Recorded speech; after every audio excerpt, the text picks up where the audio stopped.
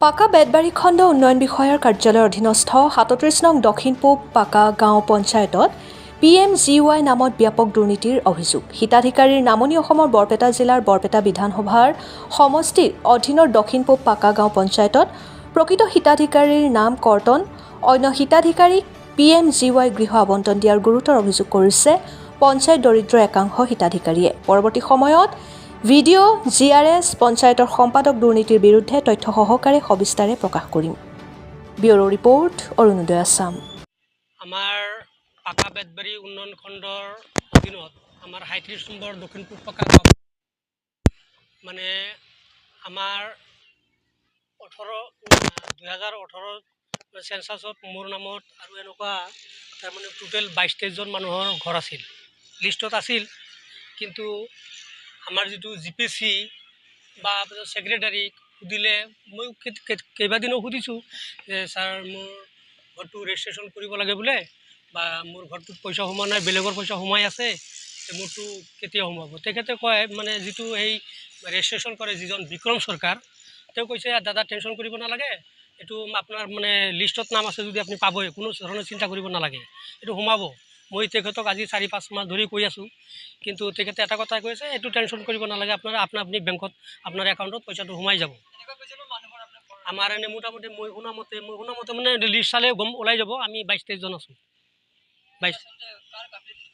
এইটো গাফলতি মানে এতিয়া মই যেতিয়া মই ৰেজিষ্ট্ৰেশ্যন কৰিব আহিছোঁ, পঞ্চায়তত আহিছোঁ, তেতিয়া মই ৰেজিষ্ট্ৰেশ্যন কৰিব যাওঁতে যিটো মানে GPC বিক্ৰম চৰকাৰ, তেখেতে কৈছে আপোনাৰটো শ্ব' নহয়। মই কৈছোঁ মই শ্ব' নহয় মানে তাৰ মানেটো কি? কৈছে আপোনাৰটো বেলেগে লৈ গৈছে। কোনে লৈ গৈছে সেইটোতো মই ক'ব নোৱাৰোঁ, যে ইয়াতে আপুনি কাম কৰি আছে, আপুনিহে কাম কৰি ৰেজিষ্ট্ৰেশ্যন কৰে, আপুনি নাজানো যদি কোনে জানে? তেতিয়া তেখেতে কৈছে মইতো ক'ব নোৱাৰোঁ, মই নাজানো, এইটো কোনোবাই বেলেগে কৰি থৈ গৈছে। আচ্ছা, যিয়ে নহওক, মই এইটো মোৰ তেখেতে এটা ID নাম্বাৰ দিছে, মোৰ IDটোত এনে ঠিকে আছে। মই যেতিয়া কম্পিউটাৰত চেক কৰিলোঁ, তেতিয়া এই কম্পিউটাৰজনে কৈছে আপোনাৰ ঘৰটো নহত্ৰ ফুলবাৰী দীপক দাসৰ নামত গৈছে। তেখেতে মই আমাৰ যিটো ছেক্ৰেটাৰী ভৱেন তালুকদাৰ, তেখেতক মই সুধিছোঁ যে ছাৰ এনে কণ্ডিশ্যন, মোৰ ঘৰটো পাকা নহত্ৰ ফুলবাৰী দীপক দাসৰ কেনেকৈ দেখায়?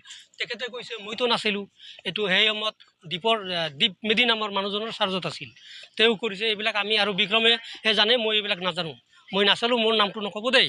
তেখেতে মোক নিজে কৈছে মোৰ নামটো নক'ব, মই বেলেগত আছিলোঁ, এই তেওঁলোকৰ চাৰ্জতে আছিল। মই BDO ছাৰক এটাই কথা ক'ব বিচাৰিছোঁ যে আপোনাৰ অধীনত ৩৭ নম্বৰ দক্ষিণ পূব পাকা গাঁও পঞ্চায়ত এনেকুৱা মানে জঘন্য কাম হৈ আছে, মানে আপোনাৰ জব কাৰ্ডৰ নামত এনেকুৱা দুৰ্নীতি চলি আছে, মানে কিমান হাজাৰ মানুহে মানে আপোনাৰ বিষয়ে আপোনাক অৱগত কৰে আছে, কিন্তু তেওঁৰ বিষয়ে সেইদিনা মই নিজে নিউজ কৰিছোঁ, কিন্তু তেওঁৰ বিৰুদ্ধে কোনো ধৰণৰ কোনো একশ্যন নহ'ল। কাৰণটো কি? তাৰমানে এইবিলাক চলিয়ে থাকিব, আমি খালি কৈয়ে থাকিম। সেইকাৰণে মই এইবাৰ আপোনালোকৰ মানে মিডিয়াৰ যোগেদি মই অসমৰ মাননীয় মুখ্যমন্ত্ৰীক অনুৰোধ জনাইছোঁ যে আপোনালোকৰ ভিজিলেন্স পঠাই দি আমাৰ ৩৭ নম্বৰ দক্ষিণ পূব পাকা গাঁও পঞ্চায়তত আপোনাৰ ভিজিলেন্স কমিটি পঠাই দি ইয়াৰ উচিত তদন্ত কৰি এই কালপিতকেইটাক মানে 24 ঘণ্টাৰ ভিতৰত এৰেষ্ট কৰি জেললৈ পঠাওক। আৰু আমাৰ এই অসহায় দিন দৰিদ্ৰৰ প্ৰতি যদি আপোনাৰ ৰিয়েলি দয়া আছে, তেতিয়াহ'লে 24 ঘণ্টাৰ ভিতৰত দুটা আছিল আইডি নম্বৰ, এই আপোনাৰ 18-ৰ পৰা 11-ৰ পৰা 18-লৈকে আইডি নম্বৰটো আছিল। সেই আইডি নম্বৰটো পোৱাৰ পাছতো আমি এতিয়ালৈকে ঘৰটো পোৱা নাই। কিহৰ কাৰণে পোৱা নাই? আমি বিক্ৰমৰ তাতে দুবাৰ গ'লোঁ, দুবাৰ যোৱাৰ পাছতো সি কৈ আছে মানে কি GPC নেকি, GPC তেখেতে কৈ আছে যে ঘৰটো আছে, আপুনি পাব, এতিয়া নে বোলে পাছতো হ'লে পাব। মই কৈছোঁ কিয় পাছত পাম? মোৰ নামটো এতিয়া আছেই বস্তুটো, এতিয়া আপুনি দিব নোৱাৰে, পাছত দিব, কেনেকুৱা কথা হ'ল? এইটো পোৱাৰ পাছত আছে কিন্তু ঘৰটো পোৱা নাই।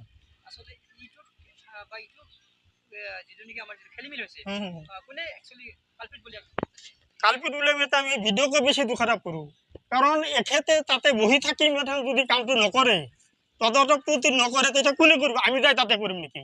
সেইটো ভিডিঅ'ৰ অধিকাৰ আছে নে নাই? আৰু বিক্ৰমাহন ইয়াতে আছে, সিহঁতে আমাৰ হিন্দু মানুহ হয়, এইবিলাক আমি কেনেকৈ কৰিম? তাৰ ক'ত পালে সেই অথৰিটিটো, সেইটো আমাক লাগে। আৰু হেমন্ত বিশ্ব শৰ্মাক মোক এটাই অনুৰোধ, এইবিলাক যিবিলাক কালপিত আছে, এইবিলাক যাতে অতি সোনকালে ধৰি আমাৰ এইবিলাক তদন্ত কৰি সিদ্ধান্তটো যাতে কৰে, আৰু যদি নকৰে নহ'লে কিন্তু আমি আইনী ব্যৱস্থা ল'বলৈ বাধ্য হ'ম। এইটো আমাৰ সকলোৱে দি দিলোঁ দেহন্তক। আৰু এই 24 ঘণ্টাৰ ভিতৰত এই ভিডিঅ' আৰু DPC আৰু যি আছে সকলোৱে যাতে এইখিনি কামৰ 24 ঘণ্টাৰ ভিতৰত যাতে কৰি দিয়ে, নহ'লে কিন্তু আমি আইনী ব্যৱস্থা কৰিবলৈ বাধ্য হ'ম। আমাৰ আইডি নাম্বাৰ আছে, আমাৰ দুটা আছিল আইডি নাম্বাৰ। এই আপনাৰ 18 পৰা 18 লৈকে আইডি নাম্বাৰটো আছিল। সেই আইডি নাম্বাৰটো পোৱাৰ পাছতো আমি এতিয়ালৈকে ঘৰটো পোৱা নাই। কিহৰ কাৰণে পোৱা নাই? আমি বিক্ৰমৰ তাতে দুবাৰ গেলোঁ।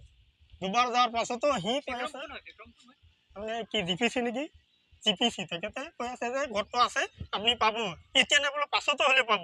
মই কৈছোঁ কিয় পাছত পাম, মোৰ নামটো এতিয়া আছেই বস্তুটো, এতিয়া আপুনি দিব নোৱাৰে পাছত দিব, কেনেকুৱা কথা হ'ল? সেইটো পোৱাৰ পাছত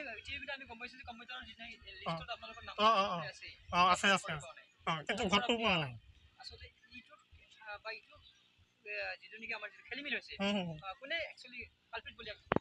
কালপিত বুলি আমি ভিডিঅ'কে বেছি দোষাৰোপ কৰোঁ, কাৰণ এখেতে তাতে বহি থাকি যদি কামটো নকৰে, তদন্ত প্ৰতি নকৰে, তেতিয়া কোনে কৰিব? আমি যাই তাতে কৰিম নেকি? সেইটো ভিডিঅ'ৰ অধিকাৰ আছে নে নাই?